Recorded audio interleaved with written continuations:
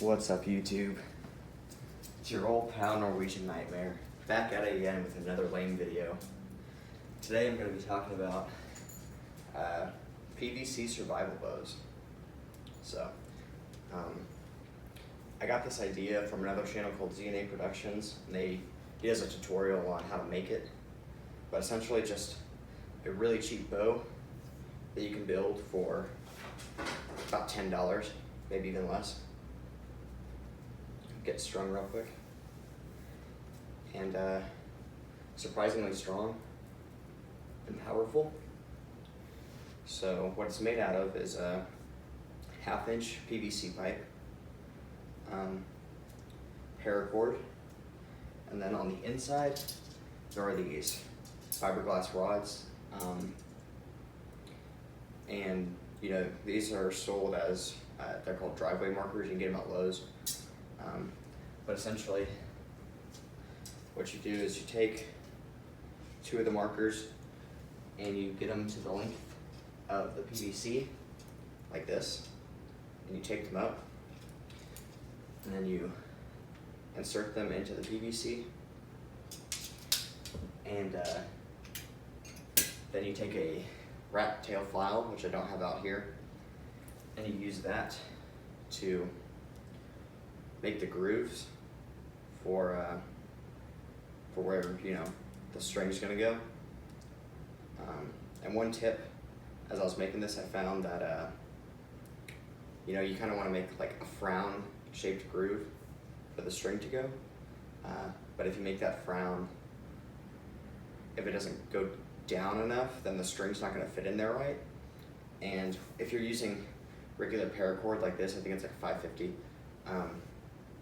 then what you want to do, like, to make the string actually fit in there and stay in spot so your bow doesn't come apart when you're pulling it, you want to almost cut through all the, like, you want to almost cut all the way through the PVC with the file. So it's a pretty deep groove, but I've shot this quite a bit now. I haven't had any problems, and I'm sure you're wondering, if you've shot bows before, you know, like, what's the draw weight? For a bow like this, which is 1/2-inch PVC and 2 of those rods, I would estimate something like 25 pounds, maybe even less. But that is plenty for taking down small game up to the size of like a raccoon. You're not going to shoot a deer with this, but most smaller things you should be able to take with this. And you know, the real reason I wanted this is I wanted something that, when taken down, doesn't really look like a bow and is very cheap.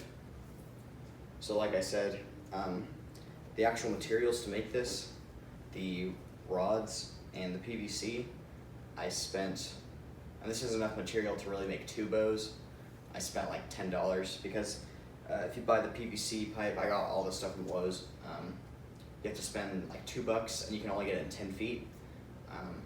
So I was like, well, if I have double PVC pipe, may as well get stuff to make 2 of them. So then the rods, like the fiberglass rods I was showing you, cost about $2 a piece.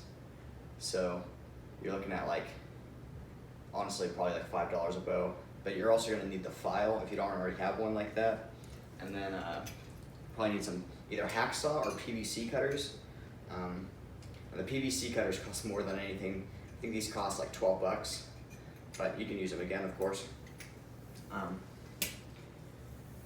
Yeah, so this bow, something kind of cool about it is, you know, I like archery and I have a nice bow, of course, but I wouldn't want to keep that in my car as a survival bow, because 1, it's likely to get stolen, and 2, you don't necessarily want, you know, for me, if I'm on campus, I don't want some security officer like looking in my car and like, oh, he's got a bow in there, he's gonna shoot up the school with his bow. You don't want that. You want to go kind of gray man, not let people know what you're into. So I'll keep this unstrung, just kind of like this, in my car, and you know, it just looks like a PVC pipe. You can't tell what it is, so it's not very suspicious. So So yeah, that's kind of nice about it. And then, you know, it's really lightweight. And then if you ever are in a survival situation where you're bugging out from your car, you need to like go through the woods, you can deploy this really quick. And I keep a few arrows in there too. And then hopefully you'll have something that you can hunt with and get you by at least until you can get home. But yeah, kind of a cool concept. Something else in the future I might do is go up to, like this is 1/2 inch PVC, do like 3/4 inch or 1 inch PVC and put more of those rods in there. And I bet you could increase the poundage quite a bit, and maybe even make something you could shoot a deer with. I guess last couple things, this bow,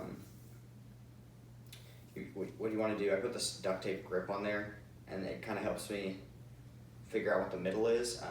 You want to make sure when you're knocking your arrow, you kind of have a good idea about where the middle is of the bow and knock it there every time. And you also want to have your hand rested so the arrow rests right in the middle. Otherwise, your arrows are going to go way higher, way lower than what you're expecting. But if you practice with it and get the technique down, then it's pretty reliable and pretty accurate. Surprisingly so, I was pretty impressed with it. After shooting it for 20 minutes, I was from 30 yards, I could hit the target really reliably. So yeah, so definitely something that's viable. Now you guys are in for a treat because I'm gonna do some editing and I'm gonna show you some footage of me actually shooting the bow in the same video. Pretty groundbreaking for me. So yeah, stay tuned for that.